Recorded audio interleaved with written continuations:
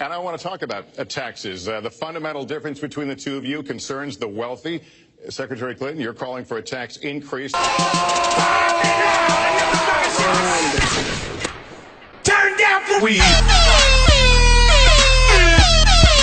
Smoke weed.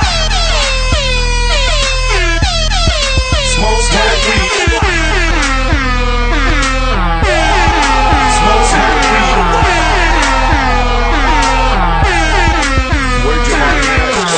The wealthiest Americans. I'd like you to further defend that. And Mr. Trump, you're calling for tax cuts for the wealthy. I'd like you to defend that. And this next 2-minute answer goes to you, Mr. Trump. Well, I'm really calling for major jobs because the wealthy are going to create tremendous jobs. They're going to expand their companies. They're going to do a tremendous job. I'm getting rid of the interest provision, and if you really look, it's not a tax. It's really not a great thing for the wealthy. It's a great thing for middle class. It's a great thing for companies to expand. And when these people are going to put billions and billions of dollars into companies, and when they're going to bring $2.5 trillion back from overseas, where they can't bring the money back because politicians like Secretary Clinton won't allow them to bring the money back because and the bureaucratic red tape. So what is so bad? So what they're doing is they're leaving our country. The inner machinations of my mind are an enigma. Them have lots of money outside of our country, and instead of bringing it back and putting the money to work because they can't work out a deal to, and everybody agrees it should be brought back.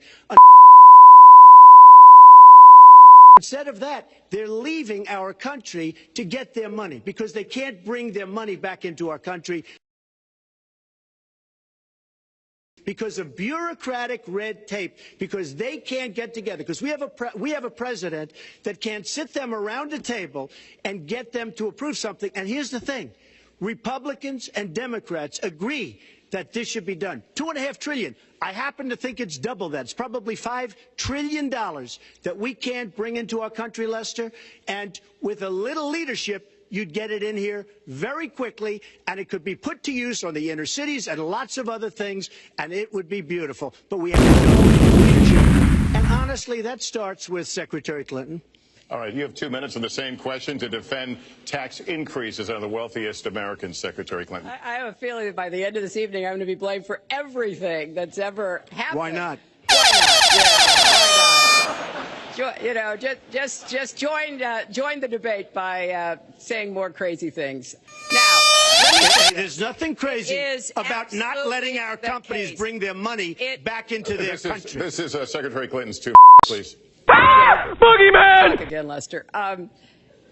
We've looked at your tax proposals. I don't see changes in the corporate tax rates or the kinds of proposals you're referring to that would cause the repatriation, bringing back money that's stranded overseas. I happen to support that. I happen to support that in a way that will actually work to our benefit. But when I look at what you have proposed, you have what is called now the Trump loophole because it would so advantage you and the business you do. You've proposed an approach that has a $4 billion tax benefit for your family. And when you look at what you are proposing, it is, as I said, trumped up trickle down.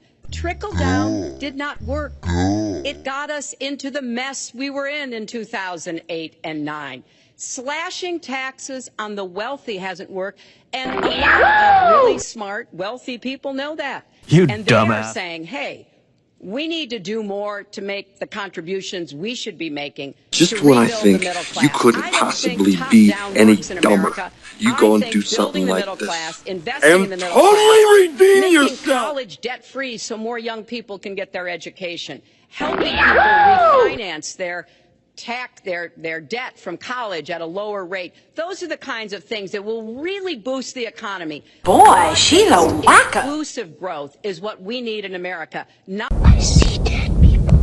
people at the very top. Mr. Trump, typical politician, all talk, no action, sounds good, doesn't work, never going to happen. Our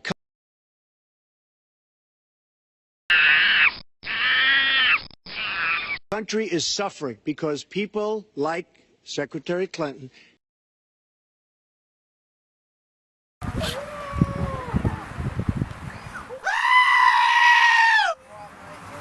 have made such bad decisions in terms of our jobs and in terms of what's going on. Now, look, we have the worst revival of an economy since the Great Depression. And believe me, the only thing that looks good is the stock market. But if you raise interest rates even a little bit, that's going to come crashing down. We are in a big, fat, ugly bubble. And we better be awfully careful. And we have a Fed that's doing political things. This Janet Yellen of the Fed is doing political by keeping the interest rates at this level. And golf course for the rest of his life to play golf. When they raise interest rates, you're going to see some very bad things happen because the Fed is not doing their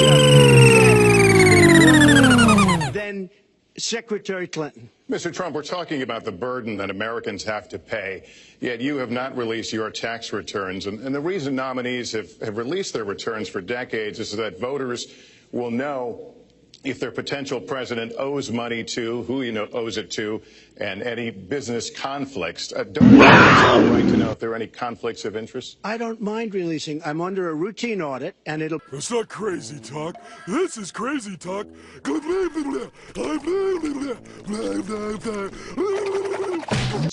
Where I filed a 104-page, essentially financial statement of sorts, the forms that they have. It shows income. In fact, the income, I just looked today, the income is filed at $694 million for this past year. $694 million. If you would have told me I was going to make that 15 or 20 years ago, I would have been very surprised. But that's the kind of thinking that our country needs. You're despicable. That's being off by every single country in the world. It's the kind of thinking that our country needs because everybody, Lester, we have a trade deficit with all of the countries that we do business with of almost $800 billion a year. You know,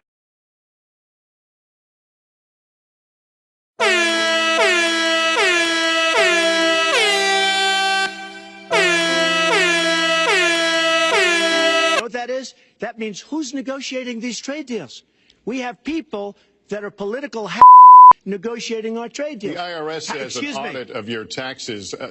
You're perfectly free to release taxes during an audit. And so the question, does the public's right to know outweigh your personal... Well, I told you, I will release them as soon as the audit. Look, I see dead people.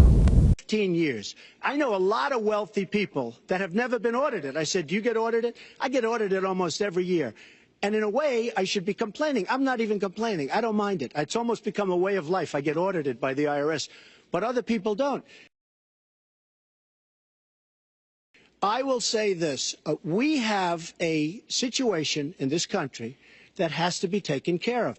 I will release my tax returns against my lawyer's wishes when she releases her 33,000 emails that have been deleted. As soon as she releases them, I will release my tax returns, and that's against my lawyers. They say don't do it. I will tell you this. No, in fact, watching shows, reading the papers.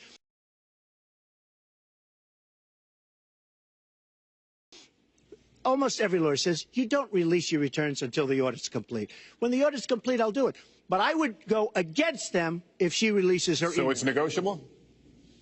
It's not negotiable. No, let her release the email. Why did she delete 33,000? Well, I'll let her ask that, but let me just admonish the audience one more time. There was an agreement. We did ask you to be silent, so it would be helpful for us. Secretary Clinton. Well, I think you've just seen another example of bait and here. For 40 years, everyone running for president has released their tax returns. You can go and see nearly, I think, 39, 40 years of our tax returns, but everyone has done it. We know the IRS has made clear there is no prohibition on releasing it when you're... Won't he release his tax returns? And I think there may be a couple of reasons. First, maybe he's not as rich as he says he is. Second, maybe he's not as charitable as he claims to be. Third, we don't know all of his business dealings, but we have been told through investigative reporting that he owes about $650 million to Wall Street and foreign banks. Or maybe he doesn't want the American people, all of you watching tonight, to know that he's paid nothing in federal taxes, because the only years that anybody's ever seen were a couple of years when he had to turn them over to state authorities when he was trying to get a casino license, and they showed he didn't pay any federal income tax. So if he's paid zero, that means zero for troops, zero for vets, zero for schools or health. And I think ain't nobody got time for that. Enthusiastic about having the rest of our country see what the real reasons are, because it must be something really important, even terrible, that he's trying to hide.